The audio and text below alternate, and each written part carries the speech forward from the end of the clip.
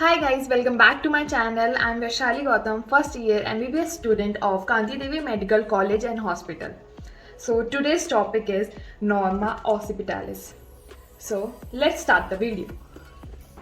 So let's start with the Norma Occipitalis. So here you can see Norma Occipitalis.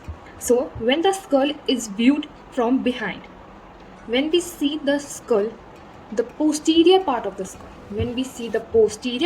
skull, this part is known as Norma Occipitalis.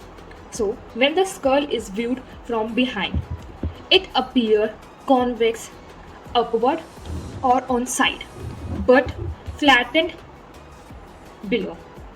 You can see it appears convex on the side and on upward area of the occipitalis, Norma Occipitalis, but it is flattened below. So here's some features of Norma Occipitalis. So let's talk about the bones which form Norma Occipitalis. So here you can see, so the bone which form Norma Occipitalis are parietal bone. You see these two bones. We already discussed these bones in Norma Verticalis. If or you want to revise Norma Occipitalis, or you haven't watched the video yet, so there is a link in description, you can go through it. So we already covered Norma Verticalis, so we are talking about the bones which form Norma Occipitalis. So the first bones which form Norma Occipitalis are parietal bone. You can see these two bones are the parietal bones. First, there are two bones, parietal bones. Second, the upper part of occipital bone. We already study about the sutures. Sutures will divide the frontalis, parietal or occipital bones. So these are the occipital bones. But Norma Occipitalis is formed by the upper part of the occipital bone. You can see the upper part of the occipital bone. And the mastoid part of temporal bone. You know where is temporal bone lie? You can see this is a suture, or here from this is the temporal bone. You can see a suture clearly from here to there. Here a suture. This bone is known as temporal bone, and this process, see this is a process which is known as mastoid process. What is, you can say a mastoid or a mastoid part, or this is a mastoid process. So but it have a temporal mastoid. It's a connection of temporal and mastoid. Now you can see there is temporal bone and there is a mastoid bone, mastoid part.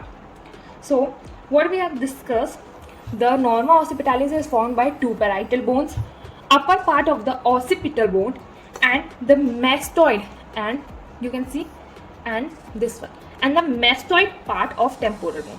This is the temporal bone. This is the temporal bone. You can see this is the inferior line of temporal bone. There is a superior line of temporal bone. We can discuss it later in the Norma Lateralis. So these are temporal bone. This is mastoid. So last is the mastoid part of temporal bone. Mastoid part of temporal bone also form Norma Occipitalis. So we discuss about three bones, two parietal bone, one occipital bone, the upper part of the occipital bone, or we can also say the squamous part. So, and last, the mastoid part of temporal bone. Let us describe them more scientifically. What I mean, like this parietal bone are superiorly on each side. The bones which form occipitalis, first there is a parietal bone superiorly, one on each side. Occipital bone inferiorly, because this is superior and this is inferiorly the squamous part of the occipital bone. And last, the mastoid part. This is the mastoid process. The mastoid part of the temporal bone is inferior-laterally on each side. You can see this is superior part parietal, this is inferior, and this is lateral as well as inferior. So we can call as inferior-laterally on each side. So inferior-laterally on each side. So now I hope you just clear about the bones which form Norma Occipitalis. Now let's discuss about the sutures. the suture which form Norma Occipitalis are have we already done in Norma Verticalis. What is this suture known as? Yes, this suture is lamboid suture. This suture is lamboid suture which differentiate the two parietal bone and occipital bone, which differentiate parietal bone and occipital bone. So this suture you can see. So this is a suture. This is a suture. You can clearly see. This is a suture which is lamboid suture. Next there is a suture which is known as Osipito mastoid suture. You can clear it with its name only. The Occipito mastoid. You can see this. This is the mastoid process and this is the occipital bone. So the Occipito mastoid. So the suture between the occipital and the mastoid part of the temporal bone. You can see there, here we can see it's a temporal bone, and this is parietal mastoid suture. Parietal mastoid suture between parietal bones and mastoid part, and this is occipital bone and the mastoid part, and this is a lamboid suture which is occipital bones and parietal bones. So now let's study the other features of Norma Occipitalis. So you already know a point which met. This one is the Sagittal Suture as we studied in Norma Verticalis, and this is the lamboid suture. So the meeting point of Sagittal Suture and the lamboid suture, this is the meeting point. You can see it clearly. So this is the meeting point. This is the meeting point of Sagittal Suture and lamboid suture. This is known as lambda. So it is a meeting point at which sagittal or lamboid suture meet. So this is one feature. Now let's talk about, you can see this line or this protubulence. You can see clearly this protubulence. This protubulence is known as external occipital protubulence. It is a median bony projection about midway between lambda and, when you see here, this is the foramen magnum. This is foramen magnum. So this is protubulence. You see this protubulence. So external, or this is known as external occipital protubulence. It is a median bony projection about the midway between the lambda and the foramen magnum. So I hope you just clear what is external occipital protubulance. Then you can see this part. You can see this is the most prominent part, the middle part or the central part of the external occipital protubulance. The most prominent part of the external occipital protubulance is called inion. What is it called? Inion. So this part, the most prominent part is inion. So now let's study about the neutral lines. If you see this clearly, you can see this one, the external occipital protubulance. So let me draw lines for you so you can see it more clearly. So there is a 3 neutral line. You can see this one, a line from external occipital protubulance. Above there is a line above from external protubulance. So this line is known as highest neutral line, and the line below this is the line is known as inferior neutral line. So there is one more line which is known as superior neutral line. So just listen carefully. These are the curved bony ridges. Passes laterally on each side of the external protubulance. In some cases, curved faint bony ridges and 1 centimeter above the superior neutral line. They are the highest neutral line. So this is a superior neutral line. So these are the covered bony ridges which passes laterally on each side of the external occipital protubulance. So this is known as superior neutral line.